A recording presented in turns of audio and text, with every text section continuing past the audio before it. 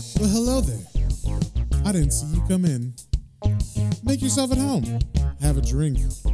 While I give some attention to some underappreciated characters and storylines that I personally love. And I hope you grow to love as well. Hey there, everybody, and welcome back. Today we are reading Swamp Thing number 121, and just a little catch up on what's been going on. In the last issue, we started off with Abby being quite mad at Swamp Thing and them having an argument about a new character named Lady Jane, who the Parliament of Trees has sent to take care of Tefe and show Tefe how to use her powers. And Abby was mad about this because she does not like the Parliament, she does not trust them, and therefore she does not trust this Lady Jane elemental that has come up from the Parliament of Trees. So during this argument, it seemed like Swamp Thing was trying to tell Abby that everything's going to be fine. He knows more than she knows about regarding Lady Jane. So to help Abby understand, Swamp Thing brings her outside, and kind of without her knowing what's going on, he shoves an acorn that was being grown off of Lady Jane's shoulder into Abby's mouth, and she begins to have a trip like she does when she eats Swamp Thing's tubers, except this was of the life of Lady Jane and the very hard life that she had when she was a human. So we found out how hard it was for her as she grew up in England in the 1800s. And then it culminated with her children being burned to death in a fire, and then she ran in the fire and then ran into water, and that is how she became an elemental. So after Abby kind of witnessed this in her psychedelic trip, all of a sudden she felt bad for everything that she was saying and doing towards Lady Jane before. So now it seems that everything is fine and she's okay with Lady Jane taking care of Tefe and teaching her to use her powers. And that is where we left off on the last issue. So first things first, with issue 121, we got the cover here. We see a very cool Charles Vest cover, which is a nice treat. We see a giant Swamp Thing that looks kind of awesome. He's got like all these vines and stuff growing off of his body, and he has grown like a nest that Tefe is sitting in his hands, and out of her head is coming like light butterflies. So it seems like she's manifesting some sort of beautiful light show. And we also see on the cover that this is written by Nancy A. Collins with art by Scott Eaton and Kim DeMolder. And we start off outside of Huma. It says on the outskirts of Huma, Louisiana. And there is some kind of construction site going on. And it says a word that we haven't seen for a while on the sign. It says Sunderland. If you don't remember who Sunderland is the man that was chasing down Swamp Thing for a long time with the government. And he was actually a general. He was named General Sunderland. And at the very beginning of the Alan Moore Swamp Thing run, which is like, I think issue 19 or 20, he is tracking down Swamp Thing and he kills Swamp Thing. And I say that in quotation marks because Swamp Thing has died a couple times, but he's not actually dead. And this is the first time that Swamp Thing died, and that's when he's frozen. And then it turns out that he's a plant. You can't kill a plant with a gun. So, of course, Swamp Thing actually isn't dead. It was just his realization that he is a plant, he can't die, he is no longer Alec Holland, and that is the beginning of the Alan Moore run. So Sunderland has been dead since that moment because when Swamp Thing woke up, he murdered Sunderland, and the company has been around, I guess, being just run by a board, but they haven't really done anything in the series until now. So we see the Sunderland Corporation sign, and it says, the future site of Sunderland Toxic Waste Disposal Facility number 23. And there's also a little note that says, providing jobs and a future for Terrebonne Parish, because they care about the community so much. So anyway, this gated facility is like a construction site, and we see a couple people breaking into it. There's two men, Spike and Otter, and a woman named Michelle, and they are, I guess, what you'd call eco-terrorists. They are breaking into this facility in order to shut down the construction and do what they can to delay the toxic waste facility from being built. So they're going around to all the heavy machinery and they are smashing up the controls. They're putting sugar and rice in the gas tanks. And I'll describe these three because they actually become more main characters later on in this story. There are three white kids They're in their early 20s. It says that they're in college a little bit later. They're actually part of that same group that was trying to get Swamp Thing elected as governor. So we may have seen them before, but they weren't like really named characters or anything. So Michelle is a white girl with short red hair. Spike has a mohawk, of course, because he's super counterculture. And Otter just has long hair with a ponytail as well. So he's pretty standard looking. They're all pretty standard looking, except Spike with his mohawk. So as they're doing their destruction to the machines, all of a sudden someone calls out, "There they are, boys." And it turns out that Sunderland has hired some local goons for security, and they have just caught Otter, Michelle, and Spike in the act. And I'm not 100% sure why, but Otter decides to tell Spike and Michelle to run for it. And even though he could totally run for it too before they get there, he just decides to stand and fight. So Otter takes his bolt cutters and begins swinging them towards the people who are coming to stop them. And the men that were hired for security are not like in uniform or anything. They look like they're locals that Sunderland has paid and given bats to or sticks or something. So Spike and Michelle actually listen to Otter and they begin to run away. And the security guards surround Otter and they're saying, "Lousy stinking hippies, get them." And Otter is raising his bolt cutters above his head, trying to, scare them away. And he's saying, "Back off. I don't want to have to hurt anyone." But the security guys are not scared. They're saying, "Look who's acting tough," as they surround him with bats and clubs. And then we cut to Michelle and Spike, who are kind of already out of the gate. And Spike is saying, "You heard Otter. We got to make a run for it." And he's trying to physically stop Michelle from going back because she's yelling, "No, we can't just leave him there. They'll kill him." And right as she says that, we cut to Otter, and he's getting a bunch of stuff thrown at his head, like a bottle, a brick, and a rock. And they are hitting him in the head, and he is falling down. And Michelle sees this, so she breaks free of Spike's grasp and runs back to Otter. And Spike figures he can't just run off now, so he runs back to help Otter as well. And he begins to show off his karate skills. And he kicks a couple of them in the abdomen, saying, "Keep your hands off him, you no-neck bastards." And he's doing a pretty good job of holding them off. And Otter is actually okay. He's able to stand up. So they begin to run away now that they have a little bit of space since Spike was able to kick them off. So all three of them are able to run out of the gates, and they run into the swamp, and they're trying to hide, of course. But Spike's kicks did not delay the guards that long. And the guards don't just stop now that those kids have left.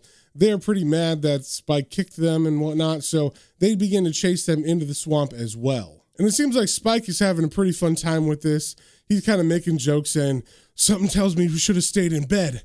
And Michelle's not having any of that. She's saying, "Spike, just shut up and run." And she's right to be worried because the security guards are pretty close to them and they're yelling, "Get him! Don't let him get away! Goddamn little bastards! I'm gonna cave that funny-looking son of a bitch's head in." So they mean business, and as they begin to catch up to the eco-terrorist kids, the kids see this and they get super scared. Michelle's yelling, "Oh my God, Spike, they're catching up on us!" And Spike's trying to push forward and he says, "Don't look back, Michelle. Just keep running." Ugh! And he falls to the ground because he trips, and he turns around to see the men pretty much right there, and he says, "Great, that's it then. We're completely doomed, completely and utterly." And then he pauses as all of a sudden Swamp Thing comes out of the water, like right next to them. And we see the name of this issue, which is in French, so I apologize if I pronounce it weird, is Laissez bon Temps rulers, which according to Google means "let the good times roll." So Swamp Thing sees these scared kids and he asks, "What is going on here?" And the kids are kind of scared of him, but they're also scared because they were just getting chased. And Spike is like kind of stuttering, saying, well, you see." And just as he's about to answer, one of the security men come up and he yells to the other guys, "There they are, boys. We got him after all." And just as they walk up, Swamp Thing stands in between the two groups, facing the security force, and he asks them, "Why are you chasing these young people through my swamp?" And the security guys are scared to see Swamp Thing, of course. They don't know what he is, and they're saying, "Jesus, it's a green talking gorilla." And another one says, "Gorilla my ass. That's the swamp critter they told us about." And since they didn't answer Swamp Thing's question, he gets impatient and says, "I asked you a question. Why are you chasing these people?" And one of the men answers, "Them's nothing but no good commie saboteurs." And Otter yells back, "We're not communists." And the man yells back, "Oh yeah, If you ask me, only a commie would break into an off-limits worksite and deliberately damage valuable heavy machinery. And at the mention of worksite and heavy machinery, Swamp Thing turns to the man and says, "What is to be built at this worksite?" And the man, without even thinking, tells Swamp Thing, "A toxic disposal work plant." And upon hearing this, Swamp Thing turns to the kids and says, "Did you actually do these things?" And the kids kind of get like a happy look on their face and they all say, "Yeah, damn straight." And then Swamp Thing turns to the men and says, "Get out." And the man who's been talking to Swamp Thing says, "What? Look here, weirdo. Who the hell do you think you are telling us to leave?" And they're actually motioning threateningly with their weapons towards Swamp Thing. And Swamp Thing just looks at them and says, "I said get out." And then their bats and weapons that are made of wood begin to grow thorns so that the men can't hold on to them. So they yell out in pain and they get scared away and they run off. And as Swamp Thing watches them do this, Michelle says to him, "Mr. Swamp Thing, thanks for getting rid of those bozos." And we see that the kids are actually trying to help up Otter, who is still injured from being hit on the head by the stuff that those security guys threw at him. So Spike is helping him stand, and Spike says, "Yeah, thanks, dude. But could you help us with our friend? I mean, I think he's hurt, you know?" And then Swamp Thing picks up Otter in his hands like a baby because he's so big. And Swamp Thing says, "Allow me. My wife should be able to tend to his wounds. Luckily, my house isn't too far." And then as we walk towards his house, we see the house is like 100 yards away. So he lives pretty close to this toxic waste facility that's getting built, apparently. Then we cut to Swamp Thing's house, and we see on the porch that Abby and Lady Jane and Tefe are sitting out there waiting for Swamp Thing to get home. And Lady Jane is reading the book Goodnight Moon to Tefe. And Abby is saying out loud, "I wonder where Alex got off to." And just as she says that, all of a sudden, Swamp Thing appears in front of the house with these three kids, one of them who's injured. And she sees this and says, "Alec, what's happened? Who are these people?" And Swamp Thing says, "It's all right, Abby. These are friends of the family." And then Swamp Thing hands over the injured boy Otter to Lady Jane and Abby to attend to him. And then Swamp Thing stands in between Michelle and Spike and puts his hands on their shoulders and says, "Any defender of the green is a friend of my family." Then we get to inside the house where Abby is treating Otter's wounds, and she's putting on like iodine or whatever, and it burns, and of course it hurts. And Otter says to her when she's done, "I guess our latest action wasn't what you call a success. Thank you, miss." And Abby says, "Call me Abby. Now, do I get an explanation of how you got your head cracked open?" So Otter explains, "Michelle, Spike, and myself are monkey wrenchers. And monkey wrenchers are environmental activists dedicated to nonviolent resistance to the destruction of the wilderness. We sabotage the heavy equipment and tools used at the development sites, like the toxic waste treatment plant they're building near here." And then Abby asks, "Isn't that dangerous?" And Otter answers, "You better believe it, although we always make sure the damage we do is only to machines. The same can't be said for the people we're up against." And then Abby asks, "Aren't you afraid of being arrested?" And Otter replies, "That's something monkey wrenchers always risk, but sometimes you've got to do what you think is right. We're not out to overthrow any political or economic system. What we're doing is merely nonviolent self-defense of the wild." And since Abby has been helping Otter, the others have gone into the house as well, and Swamp Thing has given them stuff to drink, and Spike is playing around with Tefe and Lady Jane. So Michelle happened to hear what Otter was telling Abby, and she kind of interjects, "Otter's right. All we want to do is to keep industrial civilization out of areas that should be left wild." And then Swamp Thing asks her, "Are there many humans like you doing these things?" And Otter answers him, "More than organized industry wants to admit. Monkey wrenching is a widespread movement, both in the States and in Western Europe. Some operate in their own backyards while others lie low and plan ecotage 1,000 miles away. Some are loners while others operate as small groups." And then Spike interjects, "Yeah, like us. We call ourselves the Temps rulers." And then Swamp Thing gets like a hint of recognition in his eyes, and he says, "That's where I know you from. I thought you looked familiar. You're the ones who ran me for governor last year." And then Otter kind of sheepishly apologizes, and Swamp Thing says, "There is no need for you to apologize. What's done is done.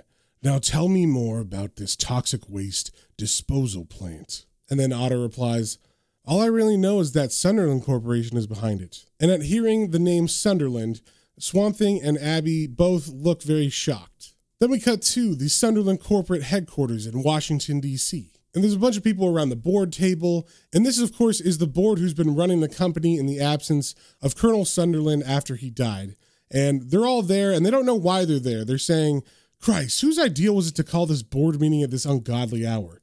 And then another answers, Scuttlebutt has it there's a new EO. And even another says, another one?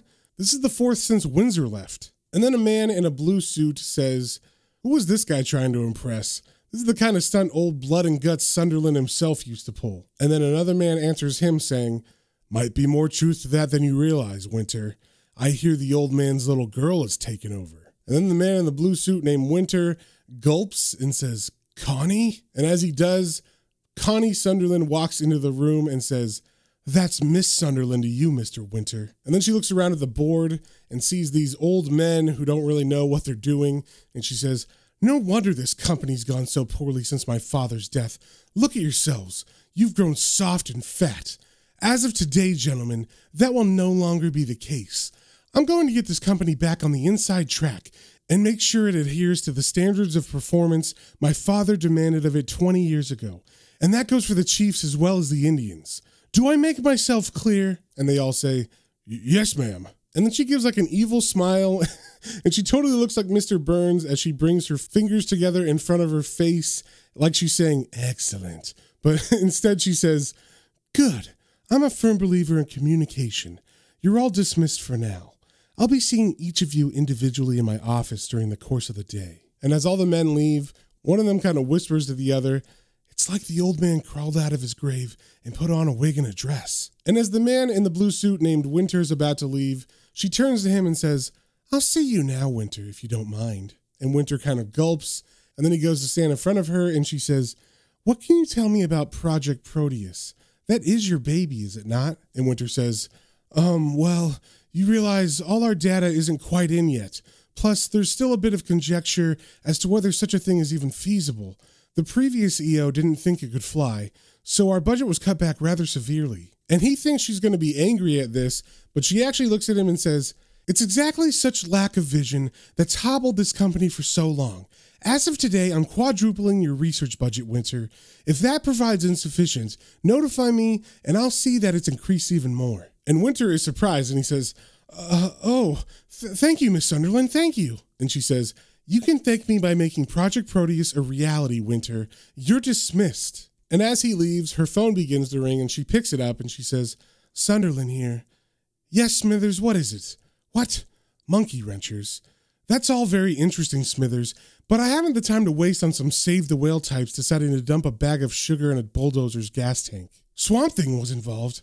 Smithers, are you sure about this? And then she looks up over her desk and we see there's a giant painting of her father looking down at her, and she continues, I appreciate your keeping me updated on what you can dig up on these so-called monkey wrenchers.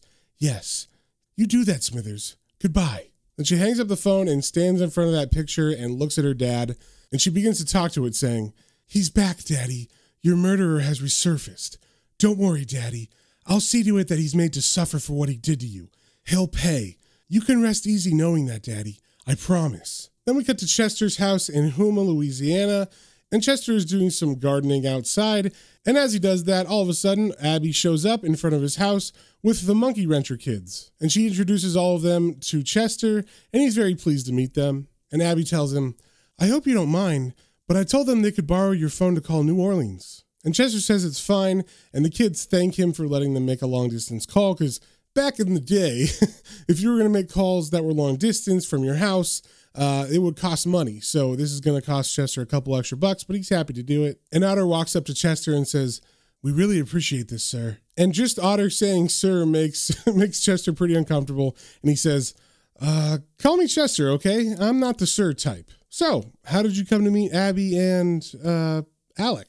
And Otter says, well, to tell you the truth, he helped us out of a jam last night. And then Spike interjects, yeah, he kept us from getting our skulls kicked in. The dude's really okay for, a plant. And then Chester gives him a wink and says, you kids wouldn't have anything to do with the monkey wrenching that went on over at the Sunderland toxic waste site, would you? And they look kind of shocked about this and they say, how'd you know about that? And Chester looks at them with a knowing smile and says, let's just say I have my sources, okay? And then Chester's roommate Carl comes out, and he thinks maybe all this commotion is because his boyfriend Troy is there, but Troy has not showed up yet. So Chester introduces Carl to the kids outside, and as he's doing that, it turns out that his boyfriend Troy shows up, and it also turns out that Troy is moving in with Carl right now. So it seems like their relationship's going pretty good, and while they begin to unload the U-Haul truck that Troy pulled up in, Michelle comes out to talk to the other kids from the Monkey Wrenchers, and she says, "I managed to reach the prof. He said he'd be down to pick us up in a couple hours." And then she walks over to Spike, who's kind of thinking about what happened last night. And then Spike kind of says out loud to everybody, "Yeah, those rednecks who tried to bash us last night did a good job on my car. It's totaled." And Michelle says to him, "I know it sucks, Spike, but at least your car got wasted for a good cause." And Spike answers back, "Yeah, that's what I keep trying to remind myself." So in the meantime, while they're talking, Troy and Carl are moving in all of Troy's stuff into the house, and Abby's holding the door open for Troy, and she says, "What's this? Looks like you're moving in." And Troy says, "Sure enough, Carl talked me into moving here from New Orleans." And then Abby kind of gets close to him and says, "Chester told me about how you went with Carl when he had to identify his lover's body. That was real nice of you, Troy." And Troy replies, "Well, it was the least I could do, you know? Carl's a sweet guy, and he needs someone to be there for him right now. It might as well be me, right?" So as they're talking, we cut to the neighbor of Chester, who is an Archie Bunker type old white man. And he was doing some gardening, and he looked over his hedges, and he sees all these hippies standing in his lawn, and also a large black gay man moving into the house as well. And he starts yelling about it. He says, "Goddamn hippie freaks." And then from the porch, his wife says, "Lester, is there something wrong, dear?" And he says, "Is something wrong? Of course something's wrong, Wilma. Ain't it bad enough that we've already got a burnt-out hippie hophead and a queer living next door to me? And now they're bringing in punks and blacks." And he's just yelling this out in his lawn, like right next to them. And the wife says, "Lester, they'll hear you." And Lester says, "I don't care if they do, damn it. What they're doing is unnatural. I don't care what it is. It's unnatural. They're a disgrace to the neighborhood. Way I hear it, that place ain't nothing but a hangout for commies, dope fiends, perverts, and queers. And it's about time I did something about it." And then I'm not sure exactly what happens. He either puts away his garden shears and then goes in his car, or they just zoom in on the back of his car. I'm not exactly sure, but we do see that his car has a Barron 91 sticker. And if you remember, Barron was the racist Republican candidate who was running for governor a couple issues back. Then we get to Swamp Thing's house, where Lady Jane is trying to teach Tefe a lesson in how to grow things. So Lady Jane reaches down towards the earth, and a full-grown and flowered daisy just pops out of the ground, and it comes fully formed, and it looks just like, a normal daisy. And she says to Tefe, "See? Now it's your turn." And Tefe thinks about it for a second and really focuses her energy, and out of the ground pops not a daisy. It's some sort of other kind of flower, but this flower actually has like a face on it, and it's smiling. So it's not exactly what Lady Jane wanted her to grow, but it is a nice flower. So Lady Jane looks at it and says, "That's nice, dear. You're getting closer." And Tefe looks very satisfied with herself. And then we see off to the side, Swamp Thing is watching this, and he thinks to himself, "Lady Jane has everything well in hand here. Perhaps now is the time to check things out for myself." And what he's talking about is ever since those kids ran into him in the swamp while they're running from the Sunderland guards, the idea of Sunderland has been haunting him. He thought he was done with that guy, and now he's kind of having flashbacks. So he decides to travel to the site where the toxic waste disposal plant is being built and look it over while he kind of remembers back in the day. And this is also a recap for anybody who never read the old issues of Swamp Thing when he was fighting Sunderland. So as he looks at the Sunderland sign that hangs over the new toxic waste disposal facility that is being built, he's thinking, "Sunderland, it has been years since I dealt once and for all with that evil old man, yet he still haunts me with a ghost that bears his name, if not his face. In a way, I owe my new life, my happiness with Abby and the baby, to Sunderland. It was his desire to destroy Swamp Thing, to unravel the secrets of Alec Holland's biorestorative formula that led me to awaken my true identity as an elemental.